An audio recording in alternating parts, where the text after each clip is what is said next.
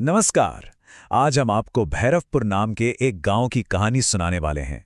ये कहानी है एक अनसुनी आहट की, एक ऐसी रहस्यमयी आवाज जिसने पूरे गांव को अपने खौफ में जकड़ लिया था। तो चलिए इस कहानी की गहराइयों में उतरते हैं। कहानी की शुरुआत होती है एक एहसास से। कहते हैं यहाँ अजीब अजीब आहटें सुनाई देती हैं, जैसे कोई अनदेखा इंसान आसपास घूम रहा हो। और यकीन मानिए, ये कोई कोरी अफवाह नहीं थी। ये तो भैरवपुर के लोगों की जिंदगी की एक डरावनी हकीकत बन चुकी थी। एक ऐसी हकीकत जिसके चलते उनकी शामें वीरान और रातें खौफनाक हो गई थी। और इस पूरे डर की जड़ में थी भैरवपुर की वो सदियों पुरानी वीरान हवेली। लोग कहते थे कि दिन के उजाले में भी उसके पास से गुजरने में रूह कांप जाती थी। उसकी टूटी हुई खिड़कियों से जब हवा सनसनाती तो ऐसा लगता मानो कोई अंदर से दर्द में करा रहा हो। यहीं से उस अनजाने खौफ का जन्म हुआ था। तो सवाल ये है कि आखिर ये आहट थी क्या? क्या ये सिर्फ कदमों की आवाज थी? नहीं, बिल्कुल नहीं। ये एक एहसास था, एक अनजानी मौजूदगी का जो हर पल हर लम्हा पीछा करती थी। ये एक ऐसी आवाज थी जो बिना कुछ कहे ये बताती थी कि कोई है जो दिखाई नहीं देता पर है बिल्कुल पास। यही वो आहट थी जो अब हवेली की दीवारों से निकलकर पूरे गांव में फैलने लगी थी। और फिर वो हुआ जिसका सबको डर था। ये आहट अब हवेली की चारदीवारी में कैद नहीं रही। ये एक एक करके गांव के लोगों को अपना निशाना बनाने लगी और डर की कहानियां एक के बाद एक सामने आने लगी। पहली बारी आई रीना की, जो बस दोस्तों के साथ शर्त लगाकर मजाक मजाक में हवेली के अंदर चली गई। टॉर्च की रोशनी में उसने दीवार पर अपनी परछाई के साथ एक और हिलती हुई परछाई देखी। उसकी तो जैसे आवाज ही हलक में अटक गई। उसने हिम्मत करके पूछा, कौन है? पर कोई जवाब नहीं, बस कदमों की वो आहट जो धीरे धीरे उसी की तरफ बढ़ रही थी। इसके बाद नंबर आया गांव के नाई रघु का। एक रात वो तालाब के किनारे से गुजर रहा था कि उसे लगा कोई उसके पीछे पीछे चल रहा है। जैसे ही वो पलटा, उसके होश उड़ गए। सामने हरी आंखों वाला एक सफेद साया खड़ा था। उस मंजर ने रघु को ऐसा डराया कि वो बेचारा फिर कभी पहले जैसा नहीं हो पाया। और फिर उस साए ने कुछ ऐसा कहा जिसने रघु की रूह तक कंपा दी। रघु, तेरा समय आ गया है, तू बच नहीं पाएगा। बस इन शब्दों ने रघु को हमेशा के लिए बदल दिया। उसके बाद उसकी जुबान पर बस एक ही रट थी, आहट मुझे ले जाएगी। अब सबसे हैरान करने वाली बात तो ये थी कि ये डर सिर्फ अंधविश्वासी लोगों तक ही नहीं था। अनिरुद्ध, जो गांव का पढ़ा लिखा मास्टर था और इन सब बातों पर हंसता था, एक रात हवेली के पास से गुजरा तो उसे भी भारी जूतों की आहट सुनाई दी। और जब वो पलटा तो पीछे कोई नहीं था, बस उसके कान में एक सर्द फुसफुसाहट आई, तू बच नहीं पाएगा। मतलब अब तो किस्से आम हो गए थे। डर अब पूरे गांव में अपने पैर पसार चुका था। किसी औरत को अपने आंगन में काली साड़ी पहने कोई खड़ा दिखता, एक आदमी पूजा कर रहा होता तो लोहे की जंजीरें अपने आप हिलने लगती। यहां तक कि एक बस ड्राइवर ने अपनी खाली बस में एक धुंधले से मुसाफिर को बैठे देखा। आहट अब हर जगह थी।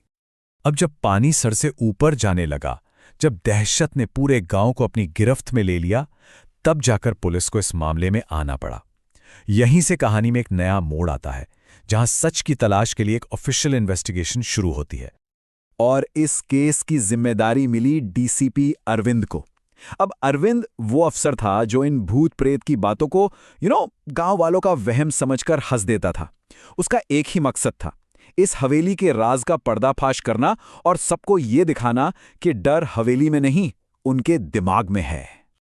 लेकिन उस रात हवेली के अंदर जो हुआ, उसने अरविंद के सारे यकीन को, सारे लॉजिक को हिला कर रख दिया। पहले तो उसे वहां सिर्फ खंडर दिखे, पर फिर 10 मिनट बाद ही उसे ऊपर की सीढ़ियों पर भारी कदमों की आहट सुनाई दी। अगले ही पल उसे अपने कंधे पर किसी बर्फीले हाथ का एहसास हुआ और फिर एक साफ फुसफुसाहट उसके कानों में गूंजी, सच जानना चाहता है तो तहखाने में उतर। और यहीं पर कहानी में एक नया मोड़ आता है। अब 3 लोग एक साथ थे। खौफ में जी रही रीना, जिसका अंधविश्वास अब यकीन में बदल चुका था। अनिरुद्ध, वो मास्टर जिसका विज्ञान भी फेल हो गया था। और डीसीपी अरविंद, वो पुलिस वाला जिसका यकीन हिल चुका था। तीनों ने उस आहट को महसूस किया था और अब उन्होंने मिलकर फैसला किया कि वो उस डर की जड़ तक जाएंगे, हवेली के तहखाने में। अब कहानी अपने सबसे सबसे खौफनाक मोड़ पर आ पहुंचती है। ये तीनों अब हवेली के उस हिस्से में जाने के लिए तैयार थे जहां जाने के नाम से भी लोगों की रूह कांप जाती थी। तहखाना। सोचिए जरा, उन्होंने जंग लगे उस भारी लोहे के दरवाजे को धक्का दिया और अंदर से बदबू का एक तेज झोंका आया। वे सीढ़ियों से नीचे उतरते गए, एक ठंडे सीलन भरे अंधेरे में। तहखाने के बीचों बीच एक टूटी हुई चारपाई पड़ी थी, लेकिन उनकी नजरें जम गईं दीवार पर लिखी एक खौफनाक चीज पर। दीवार पर खून से लिखा हुआ था, आहट से बचना नामुमकिन है। ये सिर्फ एक धमकी नहीं थी, ये एक चेतावनी थी कि वो एक ऐसी ताकत से उलझ रहे हैं जिससे बच निकलना मुमकिन ही नहीं है। और तभी तहखाने के एक अंधेरे कोने से एक धुंधला साया उभरा और एक दर्द में डूबी हुई, कांपती हुई आवाज सबके कानों में गूंजी। मैं ललिता हूं। 100 साल पहले मेरे पति ने दौलत के लालच में मुझे यहीं जिंदा दफना दिया था। मेरी चीखें ही आहट बन गईं। तो ये थी उस आहट की असलियत, एक श्राप, एक 100 साल पुराना दर्द। लेकिन सच जानने से कुछ भी नहीं बदला, बल्कि हालात और बिगड़ गए। ललिता की आत्मा ने कहा, मेरा श्राप अनंत है, जो सच जान लेता है वो भी नहीं बच सकता। और इतना कहते ही तहखाने की दीवारें जोर जोर से हिलने लगीं, छत से मिट्टी गिरने लगी। ऐसा लगा मानो हवेली उन्हें जिंदा दफनाने पर तुली हो। तो चलिए अब आगे बढ़ते हैं और देखते हैं कि उस खौफनाक रात के बाद आखिर हुआ क्या। क्या गांव को उस श्राप से मुक्ति मिली, या ये बस तूफान से पहले की शांति थी? उस ढहते तहखाने से किसी तरह जान बचाकर भागने के बाद डीसीपी अरविंद के पास बस एक ही रास्ता था, एक आखिरी हताश कोशिश। उन्हें लगा कि अगर हवेली ही नहीं रहेगी तो शायद ललिता की आत्मा को भी मुक्ति मिल जाएगी, और उन्होंने पूरी हवेली को आग के हवाले कर दिया। और उस आग का असर, यकीन मानिए, किसी जादू जैसा था। जहां कल तक गलियां वीरान थीं, वहां अब बच्चे खेल रहे थे। जहां डर का अंधेरा था, वहां अब पूजा के दिए जल रहे थे। सालों बाद भैरवपुर ने पहली बार एक शांत, सुकून भरी रात देखी। ऐसा लगा जैसे सब कुछ ठीक हो गया है। हवेली जल चुकी थी, डर खत्म हो चुका था। लेकिन क्या वाकई में खौफ का अंत हो गया था? कुछ दिन गुजरे, सब नॉर्मल लगने लगा था। एक रात रीना अपने कमरे में अकेली थी, और तभी उसे कमरे के एक कोने से धीरे धीरे आते हुए कदमों की वही जानी पहचानी आहट सुनाई दी। उसने कांपते हुए पूछा, कौन है? पर कोई जवाब नहीं, बस वही आवाज जो अब और भी पास आ रही थी।